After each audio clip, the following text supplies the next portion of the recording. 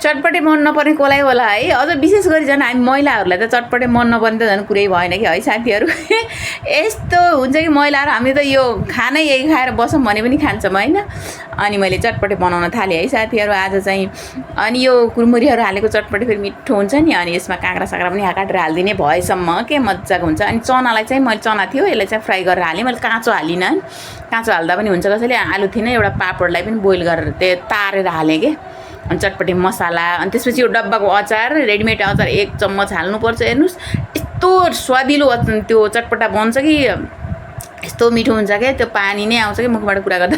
अनि चटपटे सस बनाउन थालेँ, त्यो गहुँको पिठोलाई भुटेर थोरै फुड कलर हालेर पानी हालेर एकछिन मजाले उमालेपछि यस्तो मजाको गाढा सस बन्छ कि। त्यो गिलो चटपटे खानालाई चाहिँ यस्तो हुन्छ नि। मैले धेरै गिलो बनाइनँ कि, बुरबुरा बनाएँ होइन, मलाई फेरि बुरबुरा मनपर्छ नि त, त्यही भएर। अनि हल्का चाखेको त यस्तो मिठो लाग्यो कि मलाई त। अनि यता कस्टमर बहिनी हुनुहुन्थ्यो, उहाँलाई पनि दिएँ। अनि त्यसपछि प्लेटमा हालेर यता बाबुहरूलाई पनि दिएँ, उहाँहरूलाई पनि मिठो छ भन्नुहुन्थ्यो होइन। अनि त्यसपछि आफूले पनि खान थालेँ है। अनि यति मिठो थियो, पिरो पनि त्यस्तै थियो कि। अनि पिरो त धेरै एउटा खुर्सानी मात्रै हालेको, त्यही पनि कति पिरो भएको हो कि। म धेरै पिरो खान्नँ नि त हामीले, त्यही भएर। अनि गर्मी यो नेपालगञ्ज गर्मी झन् कुरै छोडिदिनु, यो चटपटे झन् त्यसैमाथि होइन।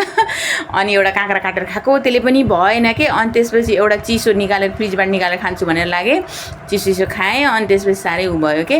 अनि त्यसपछि खाइसकेपछि यो हाम्रो छैन यो सानीलाई, यसलाई फेरि एलर्जी भएर यस्तो गाह्रो भयो कि गर्मीले घमौरा जस्तो निस्किया। अनि हिँड सुइलाउन भनेको त दुगुर चाहिँ सुइलाउन हिँड भनेपछि रिक्सामा चढेर दुगुर चाहिँ। अनि लगेर यसलाई सुई लगाइदिएँ है।